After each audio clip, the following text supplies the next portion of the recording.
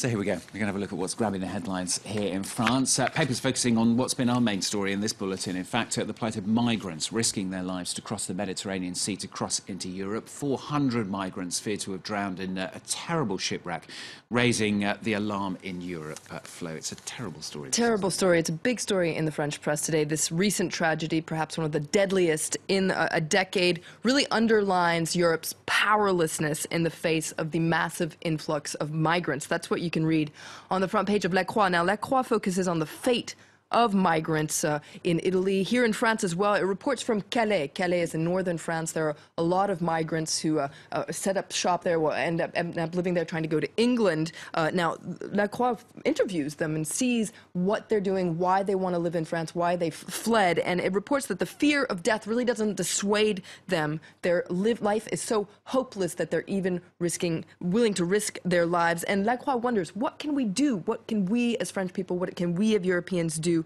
in the face of such desperation, in the face of such an unstoppable movement? And you found in the papers as well a lot of criticism of the European Union, really, for failing to tackle this problem at all. Absolutely. La Croix in its editorial focuses on this, very critical of the European Union, and says that for now, each member country is dealing with this in its corner, basically setting up laws to try and stop this influx. But the European Union is not present enough in this debate, according to La Croix. Member countries aren't coming together enough. They're not working together enough, and they're not unifying their effort in the face of this influx. For instance, according to La Croix, it's ridiculous that Italy is pretty much alone in the search and rescue operations in the Mediterranean, which La Croix is calling the deadliest road for illegal migrants in the world. And La Croix is very critical, as I said. It says that for now, the European Union is just not measuring up to the major humanitarian challenge that it's facing. So who's benefiting here? Human traffickers, presumably? Human traffickers. Now, human traffickers are becoming increasingly violent, according to Le Monde. They have a very tragic investigation here. They interview migrants who recently made it to Europe, and their story is really chilling. Just pulled out one quote from a 17-year-old named Brahan, who was recently saved off the coast of Sicily. Now, he talks about how he ended up there. He says that he spent 4 months in a warehouse in Tripoli. There were thousands of us. We ate once a day. Everything was forbidden. If we spoke, we were beaten by these human traffickers. They forced us to call our families, tell them we were dying, to send us money. It's a chilling story, and Le Monde says this is one of just several incidents like this. And according to Le Monde, the brutality that these migrants are facing is really increasing.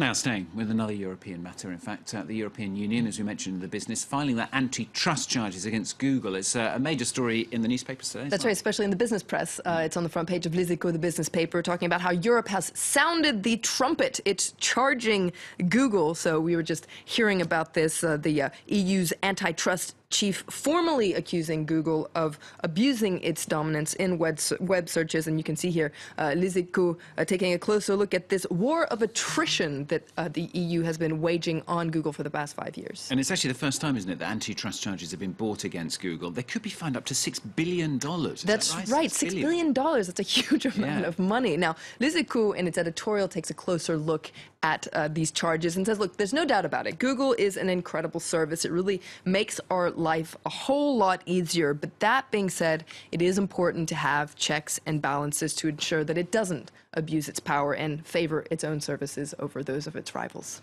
Now, President François Hollande, he's in the spotlight today. Sunday, he's going to give his first public address since the socialist electoral defeat in local elections last month. That's right. Now, L'Opinion is focusing on rumors that François Hollande wants to hold a referendum on various issues, including reducing the number of MPs and the non-cumul des mandats, which is basically accumulating several mandates, for instance, being a mayor, being an MP, etc. So you can see L'Opinion talking about the referendum temptation, but it wonders, is this Hollande really wanting reform, or is he trying to reshuffle the political deck just a couple of years from the presidential election? We shall see. And finally, Flo's pulled out rather a sweet story from Sweden, in fact, in Liberas. That's right. This is really an incredible story I recommend today. It tells the story of a dozen of young Somali refugees, actually, who recently arrived in Little Mogadishu. That's a neighborhood in northern Stockholm. Now, until recently, they had never seen an ice rink in their lives, and now they're about to take part in the World Cup of Bandy. Bandy is a sport very similar to ice hockey. It's actually the ancestor of ice hockey, according according to Libération. Now, with the help of their host country, Sweden, they actually created the national Somali team, and they've become superstars in Sweden, really national heroes. It's such a success story that Syrian refugees want to set up their own Syrian national team. So best of luck to them. It really reminds me of that film Cool Running about the Jamaican national bobsleigh team. So I really hope they win this time as well. Fingers crossed, fingers crossed. Yeah, good luck to them in Little Mogadishu there. Thanks a lot, Flo, with the papers on France 24.